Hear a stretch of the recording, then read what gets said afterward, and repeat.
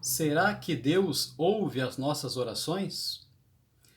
E se Deus, que é santo, justo e compassivo, cheio de amor e de misericórdia, ouve as nossas orações, e então como que esse mundo está, da maneira que se encontra, cheio de violência, maldade, acidentes, mortandades, vírus infecciosos e tanta turbulência sobre a terra, tanta mortandade, sendo que Deus é cheio de misericórdia, de amor e ouve as nossas orações?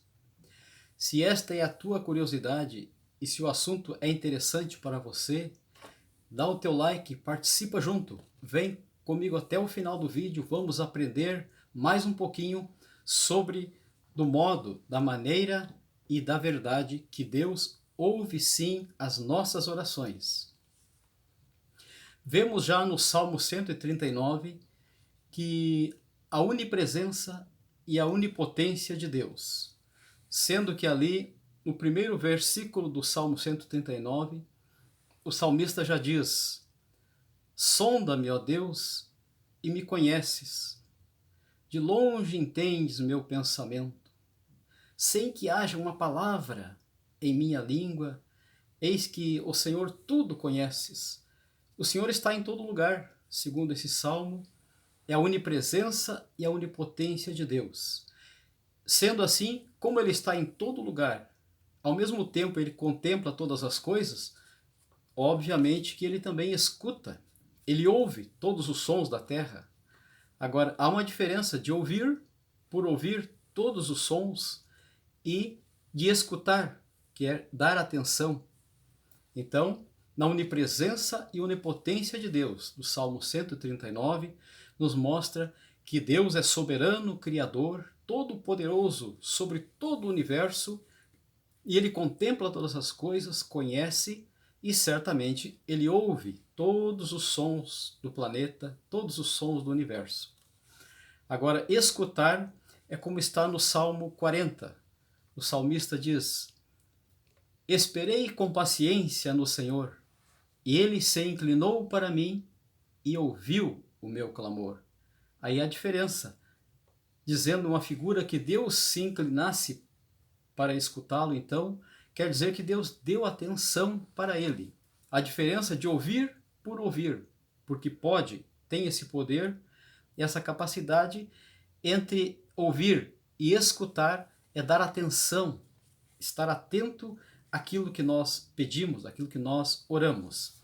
E neste Salmo 40 nos mostra, então, uma figura que Deus deu atenção, se inclinou para escutá-lo, o clamor que o salmista então orava.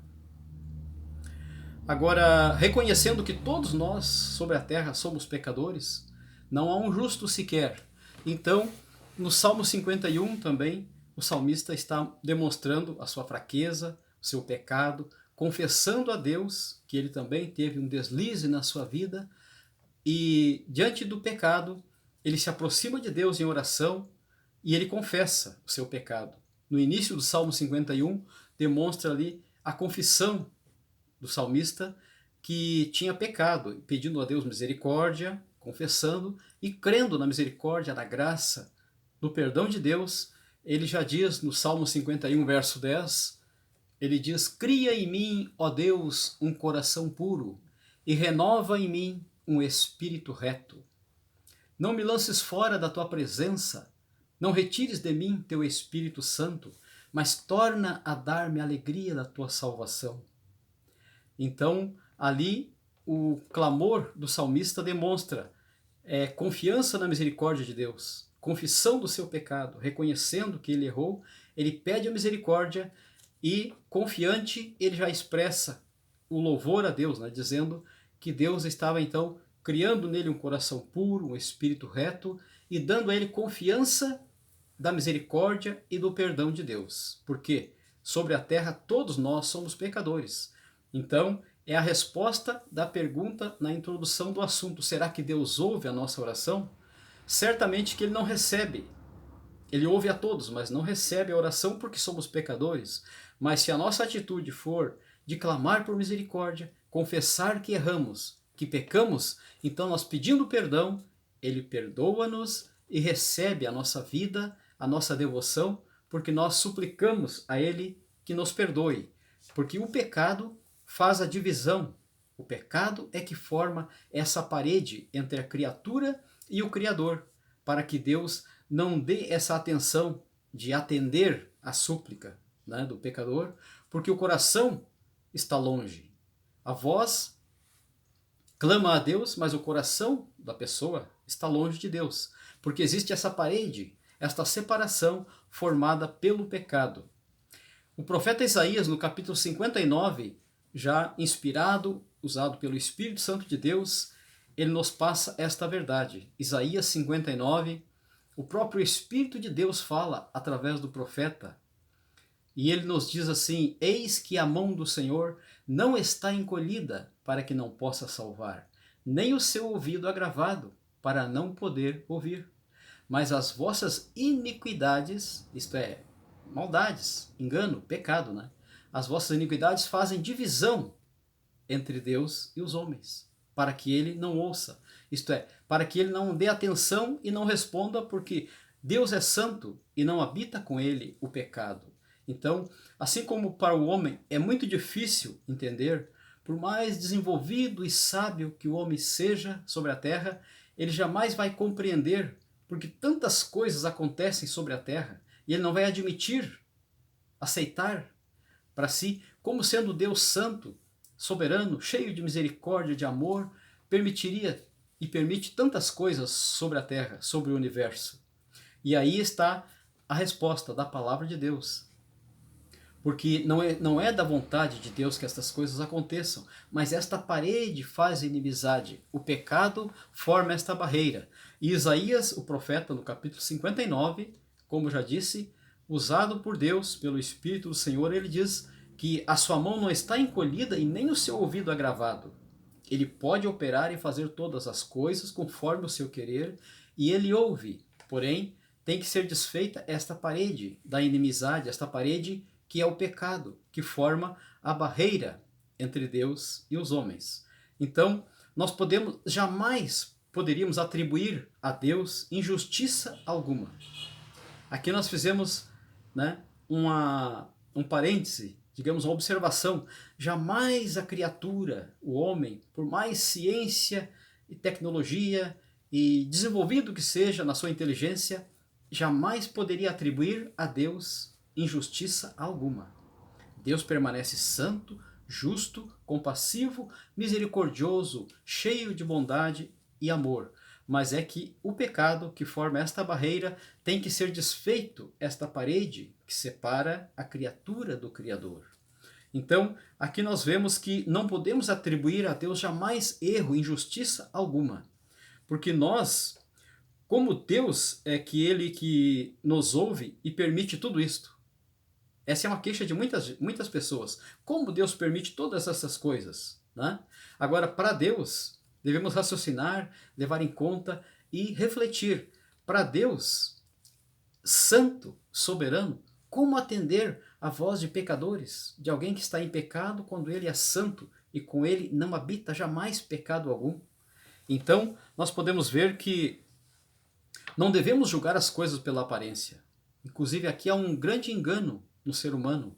Desde a época do rei Salomão também já havia este pensamento, esta reflexão.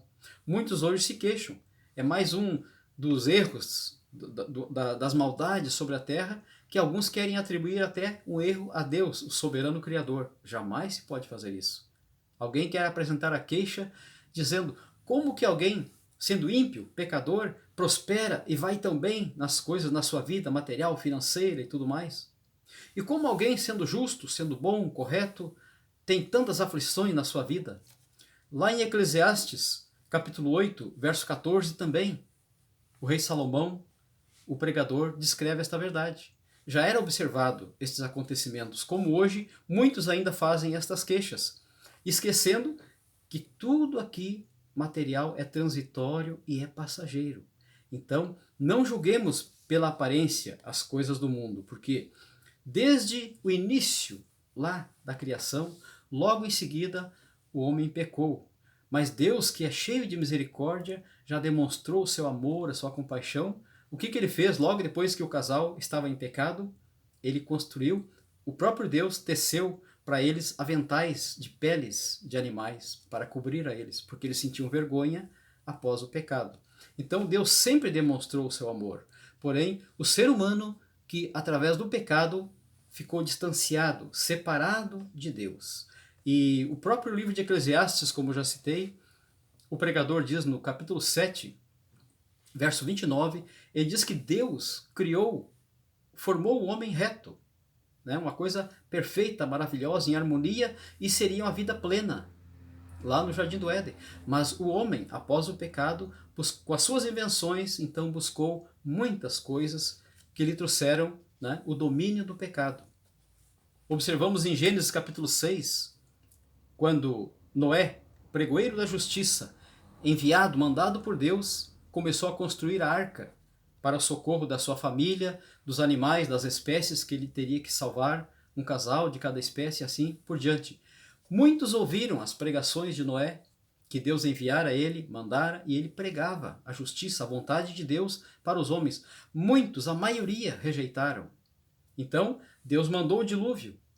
Noé já havia construído a arca, estava com sua família, bem guardado, e alertava o povo. Mas Deus mandando o dilúvio, quando a terra começou a ser inundada pelas águas, o que aconteceu? O povo vinha bater a porta da arca.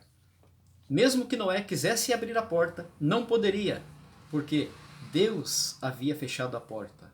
Então, assim é a história do ser humano. Sempre foi o pecado, a rebeldia do ser humano, que formou esta parede, esta barreira entre Deus, o Criador, e as suas criaturas. Então, o pecado do ser humano é, digamos, generalizado, né? A corrupção da raça humana, desde Gênesis capítulo 6 em diante, nos mostra essa corrupção geral. Agora, em Gênesis capítulo 9, 12 a 17, também nos fala que Deus, o próprio Deus, estabeleceu um concerto. Ele fez um pacto com a criatura, com a terra, com os povos da terra, que jamais destruiria as pessoas, o mundo, jamais seria destruído através de águas, de dilúvio. Então foi que ele colocou um arco na nuvem. Muitos chamam de arco-íris, mas a palavra íris não está na Bíblia. Isto vem da cultura, da mitologia grega. O arco que Deus está na Bíblia, que Deus colocou na nuvem, foi para como figura, para que ele mesmo lembrasse do pacto, da aliança que ele fez, que jamais destruiria a raça humana com águas, através do dilúvio. Então, este arco é um marco, né? Marca a aliança que Deus fez, que jamais destruiria a raça humana através de um dilúvio. Então, a porta da arca foi fechada. Deus a fechou por fora. Nem mesmo que Noé quisesse abrir, não poderia. Por quê? Através da rebeldia do pecado do povo, que não quis ouvir a pregação do pregoeiro da justiça, da vontade de Deus, que no momento, na atualidade, foi Noé, antigamente, este povo rebelde, preferindo o pecado e os seus prazeres, ficaram de fora. A porta se fechou. Agora, vamos ver como que se virasse uma página de um livro para uma nova história. E para toda a humanidade, assim como na arca, a porta se fechou pela rebeldia do povo e pelo pecado habitando no ser humano, agora podemos ver que na nova aliança, no Novo Testamento de Deus, o Criador com as suas criaturas, novamente a porta se abriu. Jesus Cristo veio, enviado do Pai, e ele mesmo, em João capítulo 10, ele diz: eu sou a porta. Notemos no próprio livro de João, no Evangelho do Senhor Jesus, quarto livro do Novo Testamento, João escreve, o Evangelho de Cristo, ele diz que ele veio para o povo israelita, o povo seu, o povo escolhido. João capítulo 1, verso 11, ele diz que ele veio para os seus, mas uma grande parte do seu povo rejeitou. Aí no verso 12, João 1 e 12, ele diz: mas a todos quantos o receberem, deu-lhes o poder de serem feitos filhos de Deus. A quem? Aos que crerem no seu nome, no nome de Jesus Cristo, o enviado de Deus, o Messias, que era prometido, como está no Salmo 118, a porta que os justos entrarão, está no Salmo 118, era a porta prometida, profetizada, que haveria de se abrir, aonde quando Cristo veio, então se abriu a porta da graça, a porta da salvação. E aí nós vemos que o novo pacto de Deus com o homem. Agora a porta para os justos já se abriu. Mas quem é os justos? Se sobre a terra todos pecaram. Realmente, todos pecaram. E aos Romanos capítulo 3 nos fala a palavra do Senhor que todos pecaram, verso 23, estão separados, destituídos da presença, da glória de Deus, afastados de Deus pelo pecado. E no capítulo 6 já nos diz o apóstolo Paulo, pela revelação do Senhor Jesus, ele diz: o salário do pecado é a morte, mas o dom gratuito de Deus é a vida eterna por nosso Senhor Jesus Cristo. Então, como que esta porta que se nos abriu para que os justos entrassem por ela? Se nós, de nós mesmos, ninguém por si mesmo, por suas obras, jamais seriam justos. Agora, aos Romanos capítulo 5, o apóstolo descreve assim, aos Romanos capítulo 5, sendo, pois, justificados pela fé, temos paz com Deus por nosso Senhor Jesus Cristo. Então, é o sangue de Jesus Cristo, é a obra redentora lá no Calvário, o sacrifício perfeito, feito uma vez, válido para sempre. É ali que o Cordeiro de Deus, que tira o pecado do mundo, foi pendurado no madeiro, foi crucificado no meu e no teu lugar. Ali foi o justo pelos injustos, o santo pelos pecadores. Cristo Jesus, entregando a sua vida santa para, em nosso lugar, ressurgir dentre os mortos ao terceiro dia, e ele subiu aos céus, está à direita do Pai, intercedendo por todos aqueles que nele creem, que se arrependem dos pecados, que se voltam para ele. Então, João capítulo 10 nos diz, Jesus Cristo, ele mesmo dizendo, eu sou a porta. E nos versos seguintes, ele diz assim, ainda há outras ovelhas que não são desse aprisco. Ele estava se referindo ao povo israelita, ao povo escolhido. Aqueles que muitos rejeitaram, muitos que hoje ainda dizem que esperam a vinda do Messias, porque não creram na vinda do Senhor Jesus. Então, estão esperando e certamente irá se revelar para eles também uma oportunidade, uma porta de Deus para eles, porque eles são escolhidos de Deus. Mas para nós, então, brilhou o sol da justiça. Para um povo que andava em trevas, como diz Mateus capítulo 4, o Evangelho, um povo que estava sentado à sombra da morte, raiou a luz, uma nova aurora brilhou. Nasceu a luz porque veio Cristo Jesus, enviado do Pai, trouxe a luz, o perdão, nova vida, salvação, vida eterna, a todos que creem no seu nome. Então, como nós iremos a esta porta, a este acesso ao Pai soberano? Como podemos dizer que Deus ouve? E Deus ouve sim as nossas orações, mesmo pecadores, mas arrependidos, crendo na graça, na misericórdia, no poder do Senhor Jesus, na obra redentora do Calvário. Ele venceu o mundo. João 16:33 nos diz que ele venceu, mas ele venceu no nosso lugar, entregando a sua vida santa, tornando a tomá-la, ressurgindo dentre os mortos. Ele subiu ao Pai, ele venceu no meu e no teu lugar. Então, quando diz, nos finais do capítulo 10, ele diz assim, ainda há outras ovelhas que não são desse aprisco, também me convém agregar a estas. Assim o Espírito Santo, através do Evangelho, do Senhor Jesus está falando comigo e contigo. É hoje a oportunidade, a porta da graça está aberta. Como entraremos a esta porta? Nós precisamos de um contato com Deus, a criatura com o Criador, o Filho com o Pai. Este acesso para sermos adotados através de Jesus Cristo é através de uma porta, através de uma comunicação. Aquela corrente de comunhão da criatura com o Criador foi desfeita pelo pecado, arrebentou-se e desfez. Agora, um novo elo nessa corrente que liga novamente a comunhão entre a criatura e o Criador, tornando filhos e pai em Cristo Jesus. Jesus Cristo, o sangue dele é o sangue da nova aliança. É este anel, este elo, esta aliança que nos liga ao Pai, que nos traz comunhão. Ele é o mediador. João, o Evangelho do Senhor Jesus, capítulo 14, o Senhor Jesus diz assim, não se turbe o vosso coração, Credes em Deus, crede também em mim. Na casa de meu pai há muitas moradas. Se não fosse assim, eu vou teria dito, vou preparar-vos lugar. E se eu for e vos preparar lugar, virei outra vez e vos levarei para mim mesmo, para que onde eu estiver, estejais vós também. Palavra do Senhor Jesus. E João, capítulo 14, verso 6, como disse, ele é o mediador. Ele que torna possível este contato, este acesso da criatura ao Criador. João 14, 6, ele diz, eu sou o caminho, a verdade e a vida. Ninguém vem ao Pai a não ser por mim.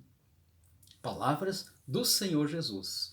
E 1 Timóteo capítulo 2, verso 5, o apóstolo Paulo escreve, porque há um só mediador entre Deus e os homens, é Jesus Cristo.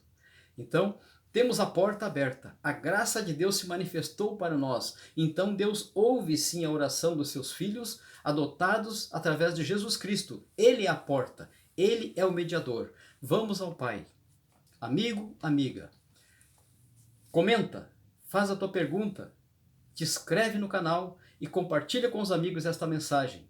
Dá um apoio a este canal no YouTube. O nosso intento, o nosso desejo é levar a mensagem de luz, de salvação em Cristo, mostrando que esta porta da graça está aberta, que nós temos acesso ao Pai soberano, que Deus ouve a nossa súplica e nos perdoa e nos dá paz, alegria, esperança gloriosa de vida eterna. Então, o Senhor Jesus é o nosso mediador, é o nosso Salvador. Leva esta mensagem adiante. Comenta, compartilha com os teus amigos e te inscreve no canal para nos dar apoio para que possamos divulgar mais e mais a santa e bendita palavra do Senhor Jesus. Um abraço a todos, que Deus os abençoe. Estou orando por todos vocês.